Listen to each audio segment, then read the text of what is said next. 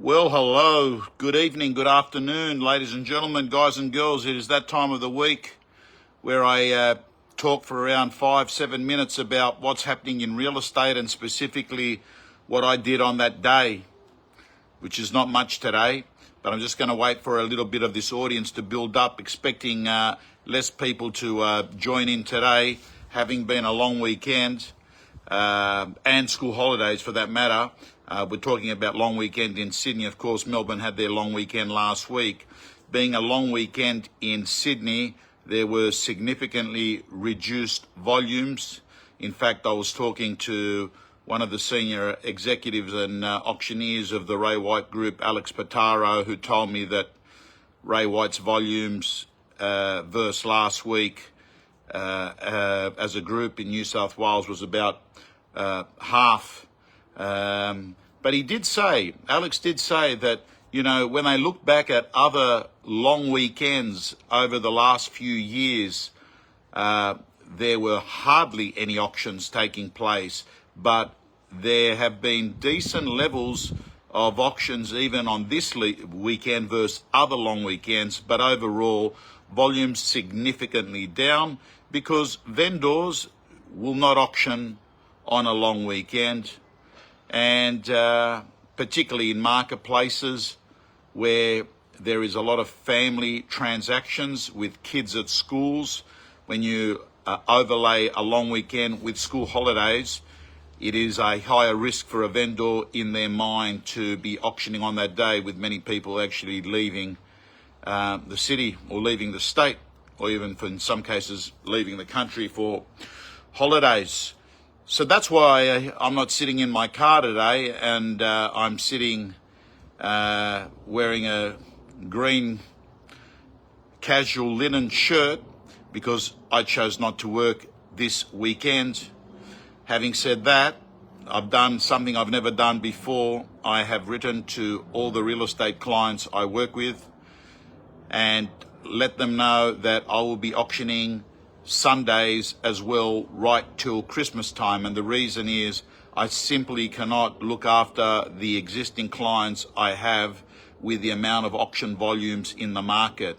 Booking 15, 16 auctions on a Saturday is very challenging, and that's why I've opened up my calendar on a Sunday, and that's only going to be till Christmas time. So the results today, don't read much into them. When you've got significantly reduced sample sizes, the numbers are not indicative of what the marketplace is really doing. Gus is saying a house in Beverly Hills have come down 100 to 2,000 people are offloading investments due to higher interest rates. They certainly are, Gus. They certainly are. And I'm letting you know, to the vendors that are actually saying, hey, I need to get an extra $50,000 because I want to buy a jet ski and I want to, get my wife and I to go off and have a quick getaway to skiing in Japan. That's not happening in this market, ladies and gentlemen. And the simple reason why is that if a buyer doesn't get the property they want at their price, they don't haggle. They say, see you later, we're going to the next one. That's what actually happens when you've got a big stock volumes that have hit the market. It is officially now a buyer's market everywhere bar Perth. It is a buyer's market, and that is purely an equation of demand and supply, high listing volumes. So to the buyers, a much better time than I've seen for a very long time to buy a property, and it will only get better as these volumes go up. But yes, 100%, thanks Richard, he's saying the same thing in New Zealand, 100% to the vendors that sit back and say, hey, we want this because we want to go off and, we want to buy this house and we want to have a bit of money left over because we want to upgrade our car. G'day, Mel. G'day to everyone that's joined in. This is not the market to be doing it. Like, why would you worry about 20 grand shortfall if you've got 1.5 million? Because that would be the equivalent of going to the casino, putting $1.5 million down, and you say no to that offer to try and win 20 grand in the ensuing weeks. And that is risky. That is very risky. And I'm also going to tell you that this week I was appalled, and I hate talking about our industry on the inside about one of the things that took place, but and it was confirmed to me by a solicitor that these things do happen, and I want to let you know that I would never be listing my house with an agent and get that agent to negotiate the sale with a buyer if he or she is representing the buyer as a vendor as well. Wouldn't do it. And the simple reason why is that this does happen in real estate, and that is you get a couple that say, hey, listen, we like that house that you've got.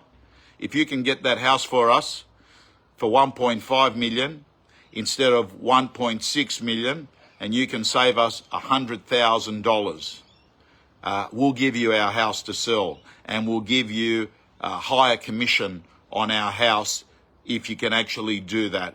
Essentially, if you think about it, the agent is being incentivized to get his vendor to accept a lower figure for the agent to get a double commission. It's called in real estate a double header. Hey, thanks, Daniel. Good to see you, Peter. Good to see another cancer survivor. And I've got to tell you that I had very sad news. One of my close friends my age has been stage 4. Anyone that knows stage 4, it's hard to go back, though it does happen. Anyway, so team, and I've also got to tell you, on this day that I had a lot less auctions. So by the way, I've got to tell you, be careful.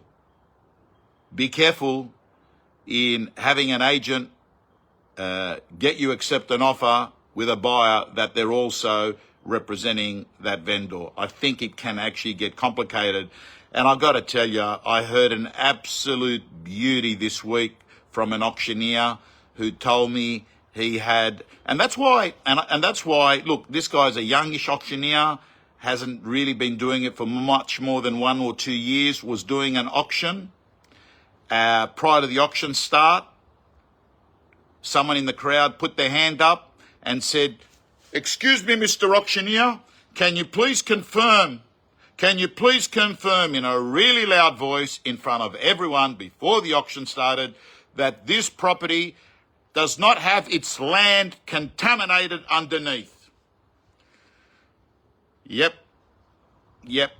that's what he said, and he scared every buyer from bidding.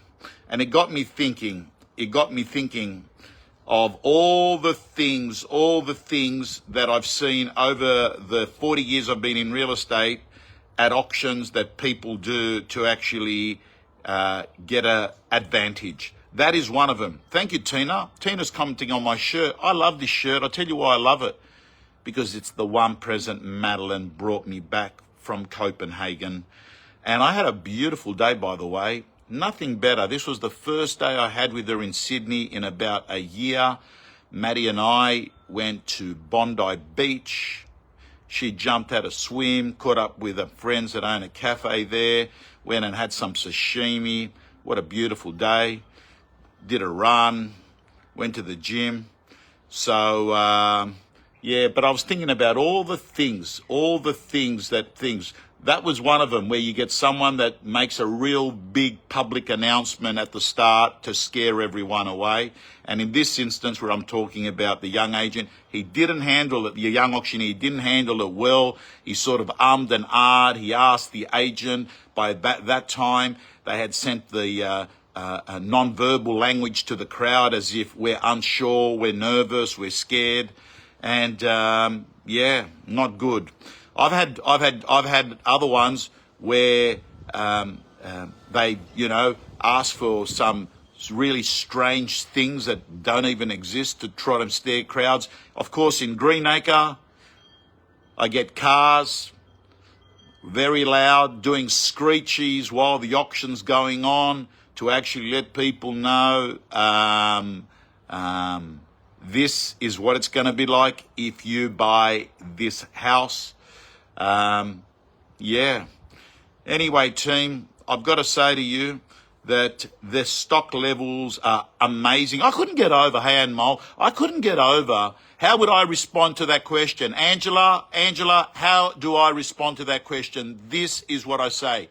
Sir, I find it interesting that you've chosen 1 minute before we take bids to actually ask the question. I would have thought, being such a big purchase, you would have done your due diligence today. If you have got concerns, I suggest you should refrain from bidding and that this property is not meant for you. If you, in fact, are just asking this to deter everyone else, well, good luck to you. Let's see how you go. That's how I respond. Yes.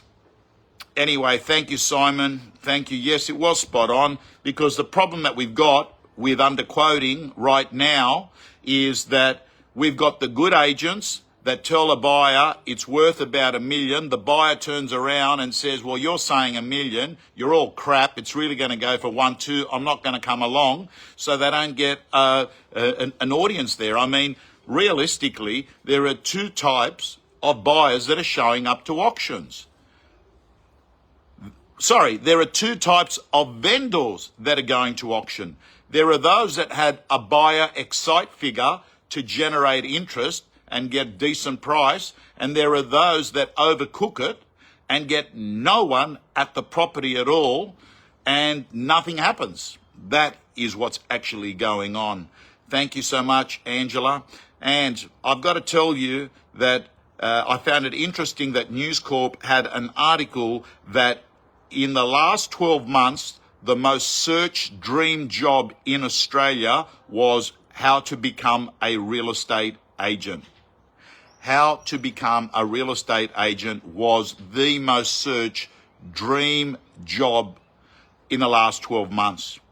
Why would that happen? Why would they dream about getting into a job that has got such a negative reputation out there in society? I can only suggest that there is this attraction and seduction of making money quickly. You know, all those shows, $1 Million Listing and Lux Listing and nice cars and, nice suits. Hey, I've got to tell you, that could not be further from the truth. The majority of real estate people that are operating in Australia and New Zealand are lucky to be making more than $100,000, $120,000 a year, and there's lots of them that are making significantly less, right? There's a small cohort that are making, much more than the Prime Minister of Australia, much more than $500,000 a year, right? So, yeah, all I can tell you is don't understand why there's that, but here's the deal. Look, I've been working and training in real estate for decades now. There are 3 types of real estate agents. There is what I call the emerging agents. These are people that are new, that are emerging onto the scene. They don't make a hell of a lot of money. Then you've got your growth agents. They've got through the first 2 to 3 years, and what they're doing is just getting into the stage of putting on their first assistant, building their brand, becoming top of mind awareness in their marketplace. And then the 3rd type is the pinnacle agent. That's the agent that's got brand. That's the agent that's got attraction. That's the agent that's on the shopping list that gets lots of calls. That's the agent that's making hundreds of thousands of dollars. But you know what the problem is? Most people want to actually bypass the growth phase, the emerging phase, and go straight to pinnacle. It doesn't work that way, my friends. Everyone wants to eat, but no one wants to hunt. I want to remind you of one very important term, Play the long game in real estate. It will take time.